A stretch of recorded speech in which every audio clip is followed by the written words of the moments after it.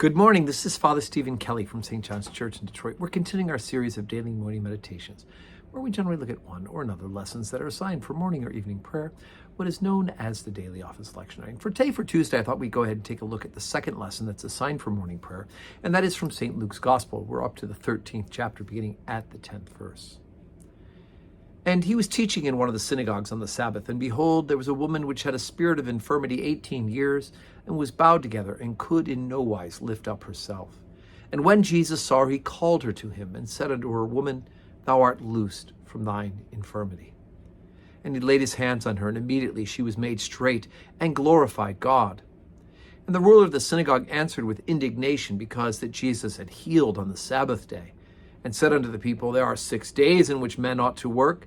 In them therefore come and be healed, and not on the Sabbath day. The Lord then answered him, and said, Thou hypocrite, does not each one of you on the Sabbath loose his ox or his ass from the stall, and lead him away to watering?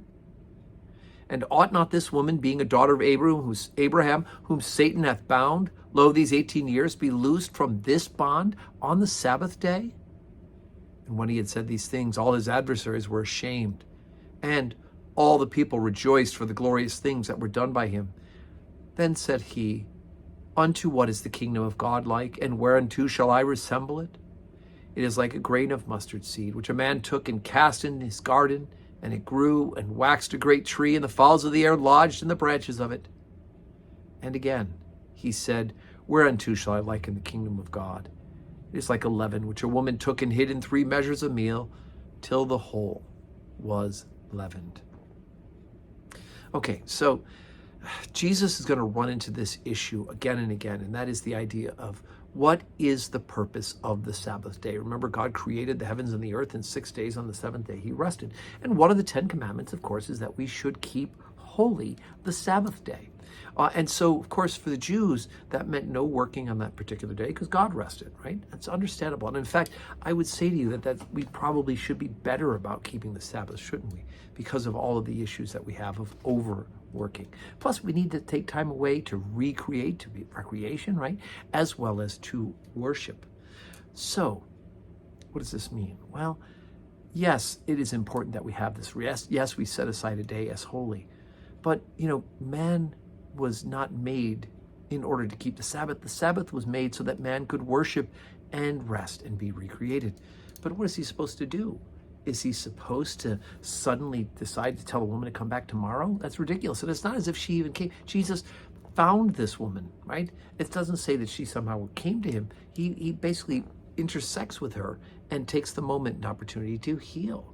It is ridiculous that we would think that somehow this woman should have to come back another day and try to catch up with Jesus, who's busy being about the work of the kingdom of God. And the person is indignant, the leader of the synagogue, because he just doesn't get it.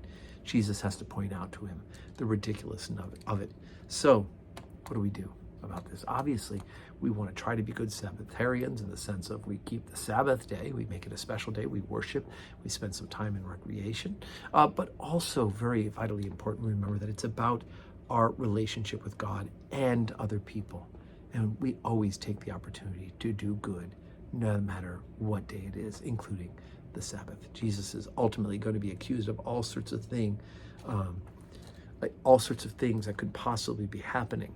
And of course, we don't want to miss out on the opportunity to make somebody whole, to loose them from the bondage of sickness and sin, just because we have some sort of rule about it being a particular day of the week. Today's Tuesday. And of course, we join for worship at 12:15. And by the way, if you're here and in the neighborhood, you'll hear our new carillon. The bells are ringing. Once again, we thank God for the upgrade to our carillon system, that it is now working, and we are so grateful. So, God willing, we'll see you in church.